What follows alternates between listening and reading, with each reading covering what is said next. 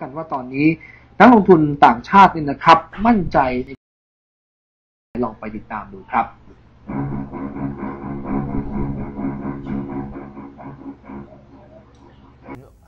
How large is the size of the project?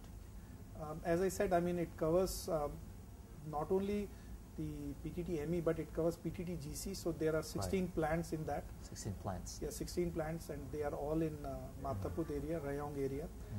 And then PTT-ME idea is to further broaden the scope, because PTT-GC is now a merged entity with PTT-CAM and AR. Right. So phase 2 would be covering AR assets as well, and then expanding it to IRPC, to PTT gas separation plant, to PTT EP. So that is their roadmap. Apart from that, PTT-ME's management thinks that they should be looking beyond PTT brand, and they should be looking at building their image and brand outside of PTT group. So they are looking at through our offices in ASEAN market, and then in Middle East, in India, other places as well. So in Myanmar, for that instant, they are looking at those opportunities as well. So basically, at the moment, it's the beginning stage between the PTT group and with your company. Yeah. So we have come a long way. 8 years has been a long way, but the 16 plant project is has been underway, and we are already 1 year in that project. It would be finishing around December this year, and then we would be taking a phase 2. So 16 plants. Out of the 16 plants, around 4 plants would be online, going live with all our technology in December this year, and then that the phase 2 starts. And how many phases to be completed the whole project? It depends actually on the client as well. Normally, they would look at what are the current issues they have, what are the bottlenecks, and what is the technology available in the market. So normally they have to look at their manpower resources as well, and they divide into phases. So we have planned for a 5-year roadmap, which is up till phase 3, but I believe it would go on after that as well, because they would like to roll it out to not only those 16 plants, but other plants as well. What about the size of the investments that PTT Group have invested in your company?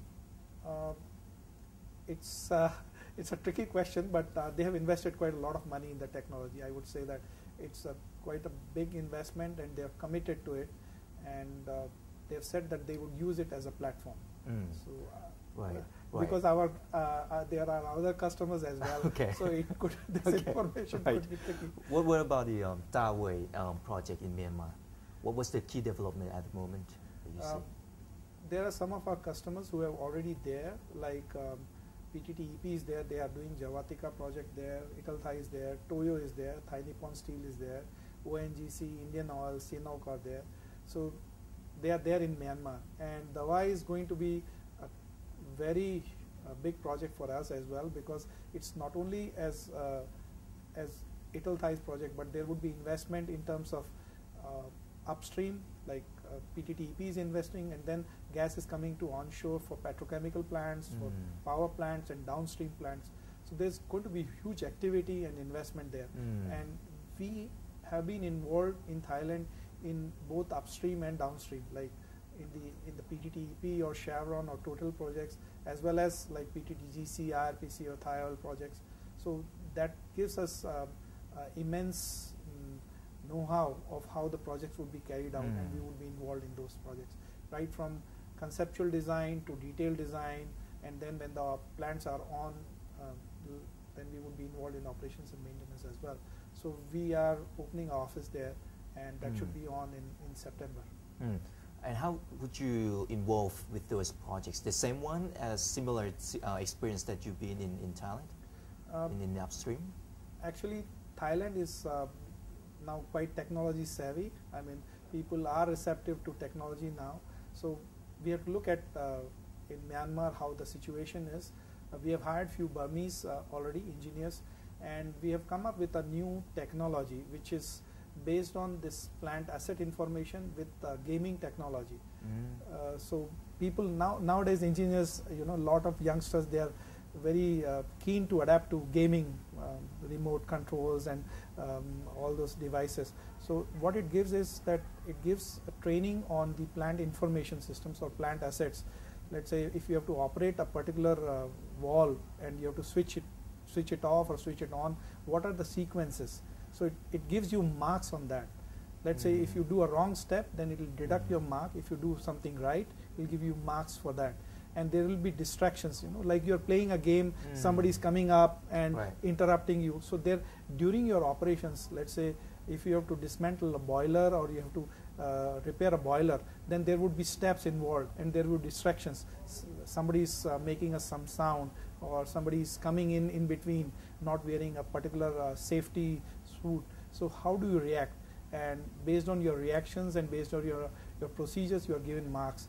And then it is centralized database of the plant information. So you know how to do certain things, what are the logical steps, what are the company rules and regulations, what are international standards. All that is combined. So that is coming up, and we plan to introduce it in Myanmar because they are not used to this technology outside of Myanmar. So this will be something with which they can get accustomed to what is being happening in the world around. Do you concerns anything about the investing in Myanmar? There are opportunities and challenges, both. I would say that it's a different market, and things are shaping up. Still, there are some uncertainties are there as regards political atmosphere or currencies and local cultural atmosphere, etc. But then once you are in a business atmosphere, you have to take challenges and then turn them into opportunities. So we look forward to that. Any possibility that we could see the politics disruption and things like that? And what's the scenario that you would prepare yourself to face those situations? I believe with the new developments there, with Aung San Suu Kyi having won the election, and the general trend in the political scenario there being positive, I don't think that could be reversed, because they are seeing what are the benefits of going forward in a democratic way. So I don't think they will go back and reverse that all that. I think there should be positive developments there. So yeah, we are looking at that. Yeah, but we are a little bit cautious. We are developing slowly. So as I said, I mean, in Thailand, you can get a company registered maybe a week's time, but in Myanmar it is taking us about 3 months to get all things done. So yeah, there are things a bit slow, but yes, I believe there should be opportunities there. What about in terms of the rules and regulations now? I believe the rules and regulations what we have studied, they are very similar to colonial British rules in terms of company formation and taxation, etc. So they are like, I think 60s or 70s the rules were formed there, and they have used the same thing. So I think they need to update that. I mean, given the corporate atmosphere in ASEAN countries, people have changed. Thailand has changed. Myanmar should also be looking at that. So there should be a positive change in that as well. It's a challenge right now to get things done as far as corporate entities concerned, and getting registrations or taxation rules or other formalities are concerned. It's still a challenge. It seems to me that your company cooperation with the maybe PTT Group or some kind of other companies in order to invest in Myanmar. Yeah. Is it some kind of the key success to cooperation with other companies to go there, compared to just go there alone? Yes, it makes sense when you have a group, like when you know the partners beforehand. Let's say we have been working with Nippon Steel for a very long time. We have been working with PTTEP. We have been working with Toyo Thai. We have been working with Tel Thai as well. So at least that gives you certain level of stability there. Instead of just opening an office and you don't know anybody and you are trying to work with a new company altogether, then it's quite a challenge. But having done business with they also know us, we also know them, and we know each other as a corporate entity. So that gives quite a lot of stability there. It's definitely an advantage. Right. Okay. Thank you very much. Thank you so much. Yeah. Right. เอาละ ครับนี่คือทั้งหมดที่เรานำมาฝากกันผ่านรายการ News Second นะครับเดี๋ยวคุณผู้ชมกลับมาติดตามรายการของเราได้ใหม่ในวันพรุ่งนี้เวลา 4 ทุ่มตรงวันนี้ผมสิริพรและทีมงานลาคุณผู้ชมไปก่อนสวัสดีครับ